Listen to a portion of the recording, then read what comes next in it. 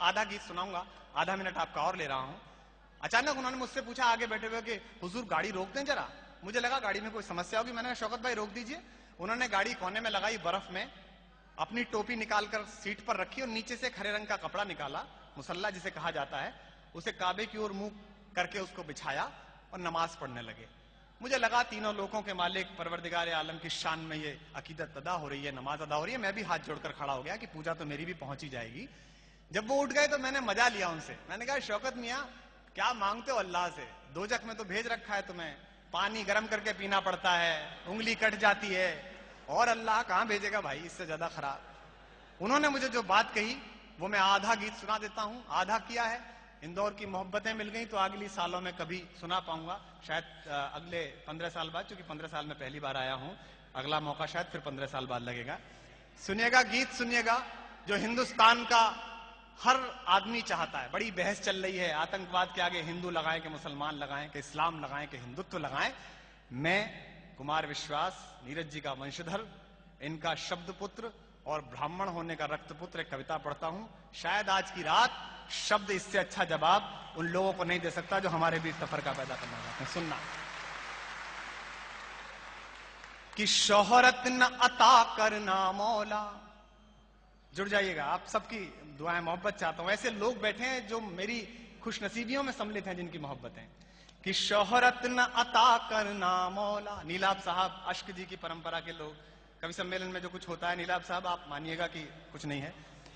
कि शोहरत न अता करना मौला, दौलत न अता करना मौला। और फिर वो इनकार करता है जो हर मुसलमान चाहता है। इस बार वाह कर दीजिएगा, मैं गीत का माहौल बना दूंगा। कि शोहरत न अता करना मौला, दौलत न अता करना मौला, बस इतना अता करना चाहे जन्नत न अता करना मौला। क्या? बस इतना अता करना चाहे जन्नत न अता करना मौला। शम्मे वतन की लो पर जब, शम्मे वतन की लो पर जब कुर्बान पतंगा हो। हाथ खोलना इस बार पूरे इंदौर वालों। शम्मे वतन की लो पर जब कुर्बान पतंगा हो, होठों पर गंगा हो, हाथों में तिरंगा हो। होठों पर गंगा हो, अच्छे, जिंदाबाद, वाह वाह वाह वाह। शोहरत न अता करना मौला, दौलत न अता करना मौला, बस इतना अता करना चाहे जन्नत न अता करना मौला। आगे जो लोग ऊंची कुर्सियों पे सोफे पर हैं, आपके भी हाथ खुले। मैं जानता हूं कि ऊंची कुर्सी पे बैठने के बाद समझ थोड़ी कम हो जाती है, लेकिन कोई बात नहीं। कि शोहरत न अता करना मौला, दौलत न अता करना मौला, बस इतना अता करना चाहे जन्नत न अता करना मौला। शम्मे वतन की लो पर जब, शम्मे वतन की लो पर जब कुर्बान पतंगा हो। आइए मेरे साथ। होठों पर गंगा हो, हाथों में तिरंगा हो। होठों पर गंगा हो, हाथों में तिरंगा हो।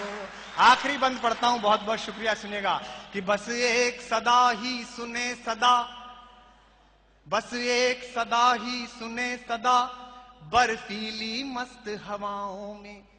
62 साल में 77 के बाद हिंदुस्तान पहली बार गुस्से में दिखा तो राजनीति के लोग चौंक गए कि आप पॉलिटिकल सिस्टम के खिलाफ कर रहे हैं लोगों को।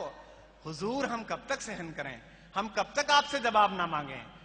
आप देश भर में विस्फोट होते रहे तो कुछ नहीं, 10 बंदूक वाले संसद की तरफ चल दिए तो आपके सब्र का बांध टूटने की कोशिश में आ गया।